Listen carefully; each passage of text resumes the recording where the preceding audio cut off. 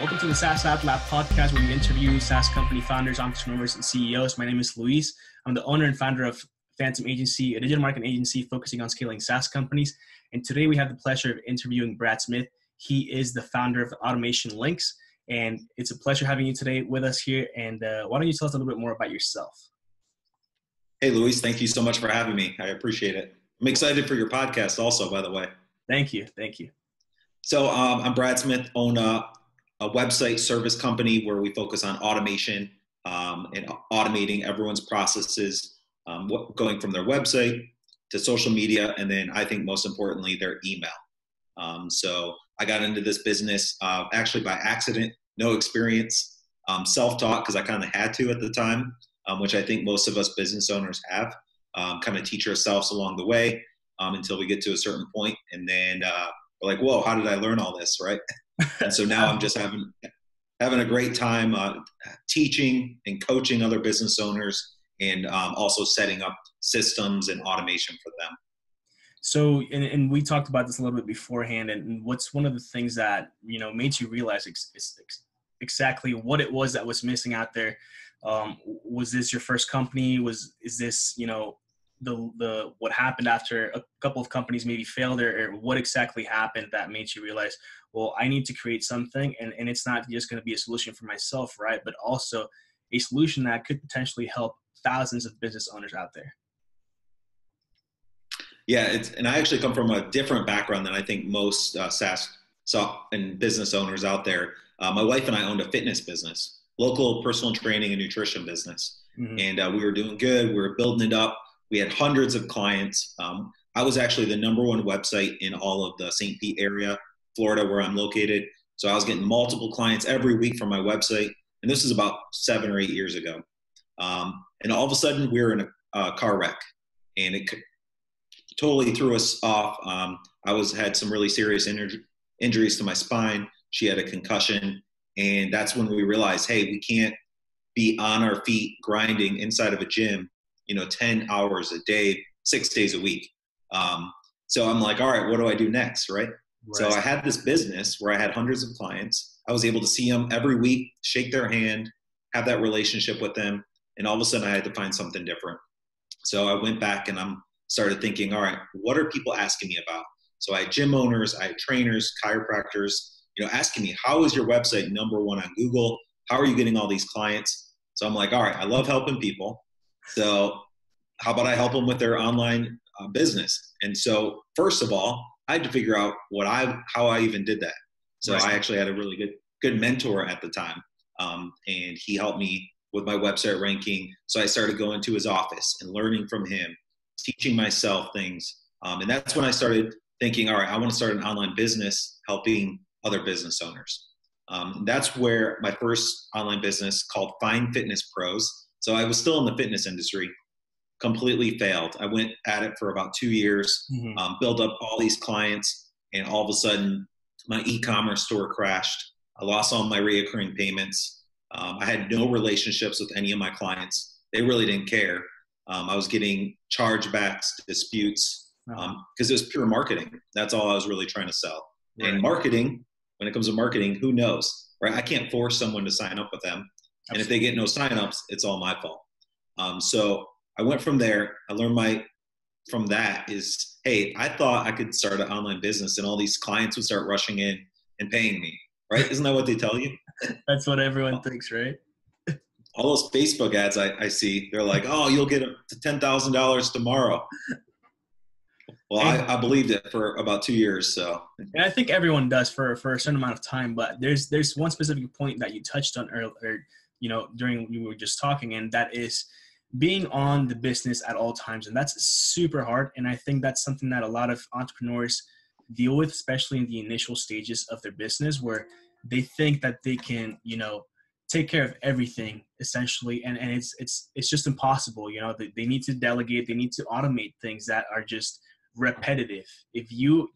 There's just no way for anyone to be doing the exact same thing over and over again, especially if it's simple tasks that just take away from your time constantly, and they're constantly just picking at you when you're trying to focus on something specific. And it's just, all those little things that keep happening, they're taking away from your time, like overall, and they just can't let you focus on the one thing essentially that you need to get done that day, or there's something that is a lot more urgent, and just trying to get back to emails that come in and inquiries and things like that is just, it's insane. And a lot of business owners deal with it, especially with the growth of the fitness industry within the past 2-3 years has been absolutely insane. I can imagine all the people that have their websites up and they don't have an automated system in place. I just can't imagine even dealing with something. Their contact forms don't even work. Exactly. So just dealing with things like that, or phones ringing and all that stuff, right? It's difficult. And if someone's out there doing it without, some form of framework or something like that, that essentially is going to help them to figure out what it is that they need to automate, I praise them, because they're just, I don't know what they're doing, right? So with that being said, what's one of the things that your customers specifically love about your product? Well, it's two things. Number one is going to be the relationships that we have with them. And that's, I didn't really touch on this yet, but I mentioned in the training business, I was able to see my clients face to face, shake their hands every day. As a software owner and an online owner, you can't do that. You can't meet your clients face to face. So what I've done, and I'm glad that I failed that first one, because now it's all about how can I shake someone's hand through my computer, whether it's doing a Zoom call, whether it's making videos, explaining things, whether it's writing them personal emails, or responding. We run all of our customer support through Facebook Messenger. So now people don't have to worry about waiting for an email back from us for 2 days. They know that we're going to respond back right away, right through Facebook Messenger. So I think the personal customer service has been one of the top things. And then also we have an automation framework that we send all of our clients, and I'll just show it to you here. But we actually fill this entire framework out for our clients. And we give this away for free. It's exactly what we do for our business. So it helps because that's one of the things. I have a mentor, Dan Martell, who's a software engineer. And he says, if you have a SaaS or software business and you don't have frameworks, where are you going? Right? So if you don't have a framework in place, you're kind of just throwing darts at the wall. And so by having a framework, having your whole team and supporting you in that framework, that's another thing that all of my clients have started to see.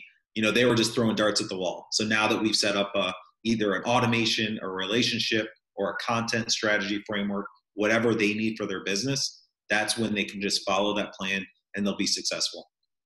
And you actually touched on another really good point that I've heard multiple of the interviews that we've had so far, right?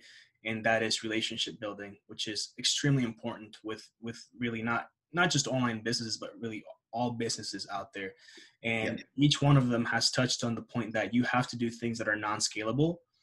And what I love about that is that there are certain things that some people think are not scalable, right? Like essentially getting back to emails and when they're coming in loads, and it's hard, but there are ways to scale certain things, but there's also a need to do things that are not scalable. For example, just customer service. And you touched on this personally for your company, which is messenger chatbots. And that's really cool because essentially it lets you scale the things that aren't so, essential. So it is essential, but it's not, right? So there's frequently asked questions and things like that where someone can literally go to your Facebook page and start a conversation with their chatbot again and get every single answer that they want. If it gets to the point where it's such a specific question where essentially a chatbot's not going to be able to answer that, they can always talk to a human right then and there, and you're going to get a notification for that, which makes it extremely efficient, and it just lets you step out of the business whenever, you don't need to be there because someone else, the robot, can do it. And it helps you be there whenever you need to be there to create that relationship that's going to actually keep you from increasing churn. So it's going to help you decrease because you're there personally taking care of the things that need to be taken care of. And you're also there whenever things can also, not be so personal, but it still is because it allows you to do that through the workflows and things like that. So again, there's relationship building, like you said, You can always hop on a Zoom call and talk to your prospects, talk to whoever it is that you want to get in touch with. And that's going to help you scale your efforts essentially online or offline. But very good points that you touched on. And now I do want to talk to, what's been the best marketing? And I know you said, there's certain marketing tactics that we don't do marketing. Exactly. So what's Awesome. been the best way for you to start generating more customers for AutomationLinks? 100% the videos that I put out on a daily basis. Started watching Gary V, 3 or 4 years ago, right? Watched. And I kept knowing, I knew that I had to start making videos. Mm-hmm. And even though we have a website and a software company, right? So I was thinking I could just brand the name AutomationLinks, but really nobody cares about that. Mm-hmm. Nobody wants to see AutomationLinks videos because they're boring. So they want to see the owner. They want to see all the things that we're actually doing, whether we're failing or succeeding or what our clients are doing. 6 months it took me to talk myself into making my first video. Every day for 6 months, I'm like, all right, today's the day. I'm going to make a video. Nothing. It's hard to actually get to do things, right? And I'm with you there. I've been watching Gary Vee videos for a long time. And then we've been hearing this whole thing about strugglepreneurs and things like that now. And exactly, I mean, it's hard to actually do certain things at some point. And that's, I think, what a lot of entrepreneurs struggle with. It's they have these ideas, but they're scared of actually executing because I think there's that fear of failing, or what are people going to think? Like nobody knows me yet. And essentially someone like Gary Vee started the same way. Nobody knew who he was. He was posting videos on YouTube with his wine library, TV, etc. And essentially, everything takes time. It's not going to be tomorrow morning you're going to be this huge public figure in the space that you want to be in, but it's just getting to the point where you just have to do it one day and be consistent with it. And essentially at one point, consistency is just huge. And that's, I think that's what a lot of people miss, is the fact that they just think that everything's going to happen overnight, and it's not going to be that way. Right. And I started this podcast maybe a month ago, and we've gotten some good traction, but if I would have stopped after the second one, then what's the point? Nothing. Exactly. So I think well, that also goes along with the relationship builder. So I can go, I've been doing it for 2 years now, the videos, and now I get most of my clients from my videos. But it's funny because I can have a video that has 3 likes, right? Nobody's watched it. And I'll have someone send me a message, hey, I just watched that video, and I'm ready to get started and start working with you guys. I'm like, you didn't like it? You didn't comment on it? You probably just scrolled right by it. But it's the relationship part, them seeing your face, seeing that you're trustworthy, that you're out there helping people. That's what's really different. So it's not about the likes or the comments. I don't care about that. Now, at first, I wasn't sure, right? You're not sure. I think if I get more likes and comments, more people want to hire me. It's not about that. Yeah. It's about the consistent people seeing your face and building that brand. Yeah, they get familiar with it, and they start to understand what you're all about, what you put out there. And even like you said, if you're not getting shares, likes, or whatever it is, it doesn't matter. It's just putting your face in front of them, and then they start understanding what you do and how you can help them, which I think it's the biggest thing out there. And with that, I want to kind of shift gears here and talk a little bit more about what you're currently struggling with inside of your company. So essentially, what's the one thing that you're working towards? So right now we're a little bit short on staff. So we need to figure out how we can fund more staff. We're right at that middle breaking point where we can start scaling, but do we have the funds to support, new staff? And I know from experience that yes, as soon as I bring on more staff, they're going to bring more revenue into the business, so I can support them. But it's always scary, right, when you're at that point. And then also trying to find the right people to come on board and for those specific tasks. That's number one, and that's definitely something that we're looking for, we're struggling with, and we'll figure it out, right? And if anyone has any tips, make sure you leave them in the comments for us. I'd appreciate it. Definitely. And then number two, we just had a really great, Black Friday and Cyber Monday. We were helping a lot of clients. So now we have to start raising our prices. So we're at that point too, where we don't want to raise them too high, but it's always good to continue raising your prices so you can, handle the workload. Awesome. And how do you deal with competition out there? There's a couple of different systems that allow you to do certain things similarly. So what's your key differentiator here in the space? Our main thing is that we set up the entire follow-up process for our clients, which we don't just set up their software and say good luck. We set up the whole follow-up system. Or you can't just log in and set it up yourself. We have a different strategy where we actually charge a setup fee. Why? Because they're going to be successful if we set it up correctly for them. Mm-hmm. Now, other people can go sign into other softwares. They can get the widget. They can put the chat on their website. They can sync everything themselves. But is it going to be 100%?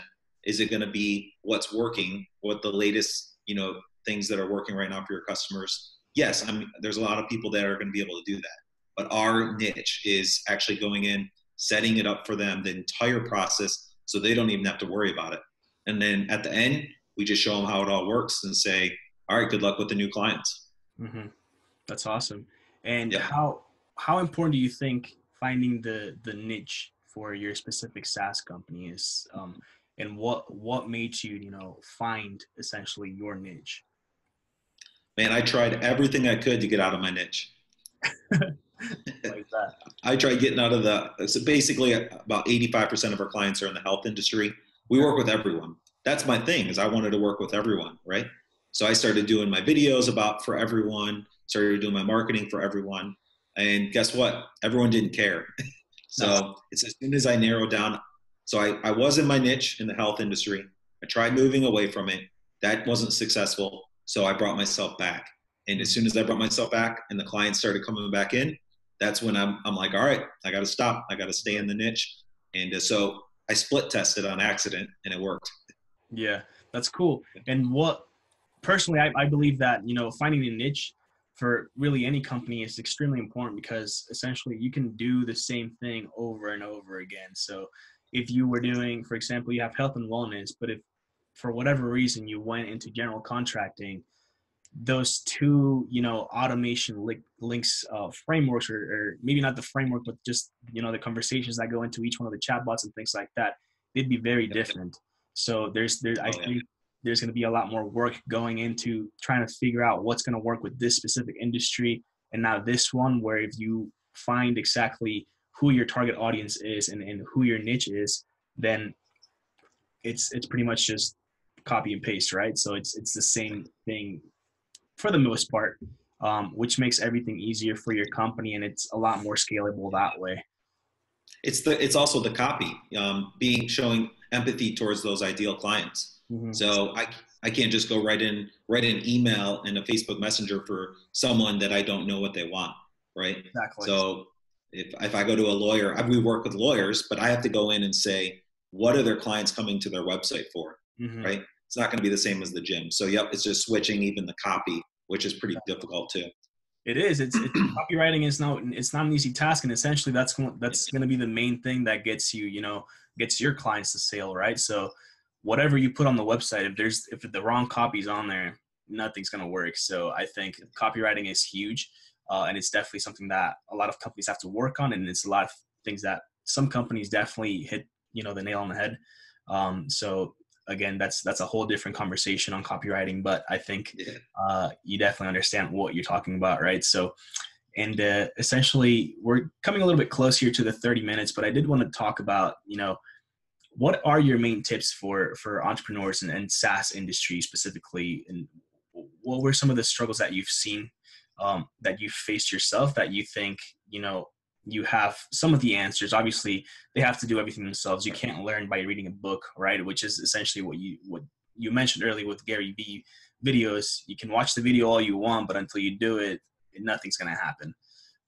So what is something that all these people need to focus on, at the very early stages of their company? So I'll touch on the relationship part again on that, and we get so, like we talked about earlier, the Facebook ads and all the hype and all the promises and all this. We tend to move on from one thing to the next. Like it was websites, it was funnels, It was landing pages. Now it's Facebook ads, and pretty soon it's going to be Instagram marketing, or that's already there. So if you just keep moving on from one to the next, to the next, to the next, have you perfected the first one? So what we do is we actually go back and we website, MailChimp, and Facebook, and we tie all three together. So you have emails, you've got your landing page or website, whatever you're using, and your social media, just one, tie them together, create that perfect system there. And that's where you're really going to start seeing the results. So instead of moving on from the next best thing, perfect your first system first. So when Facebook ads and ClickFunnels came out, it didn't mean your website should get deleted, right? It's like, oh, my website doesn't work anymore.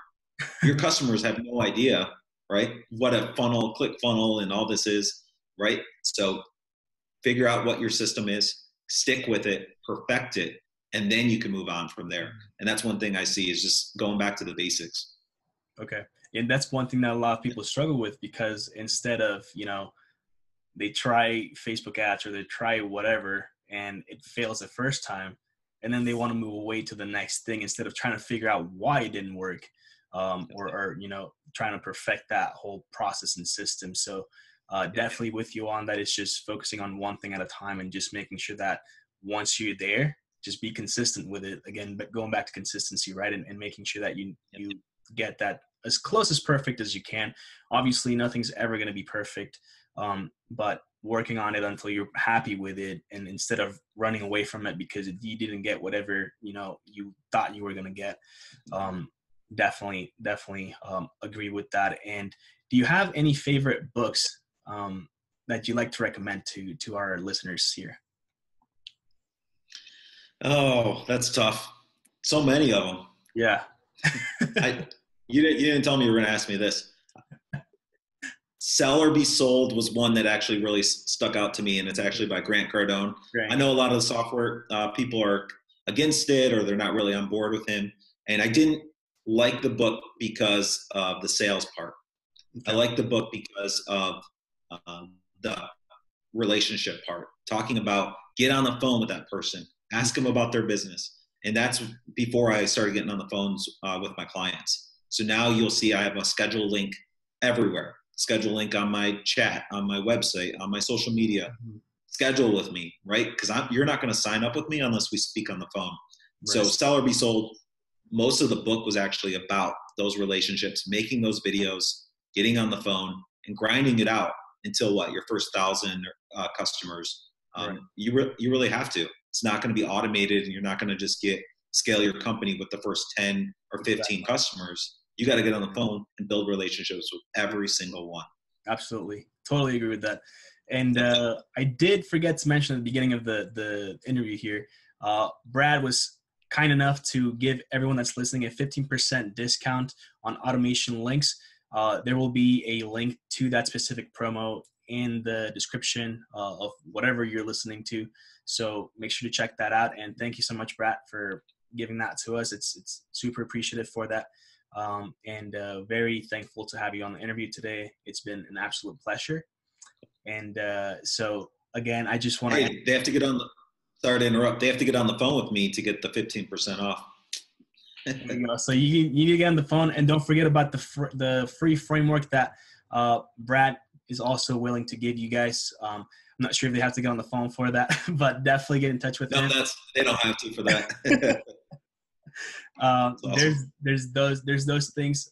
Again, thank you, Brad. And it's always great interviewing very cool entrepreneurs and people in the SaaS space, learning about their stories, everything that they've been through, how they figured out what it is that their product had to be, and how it's helping solve problems for people out there.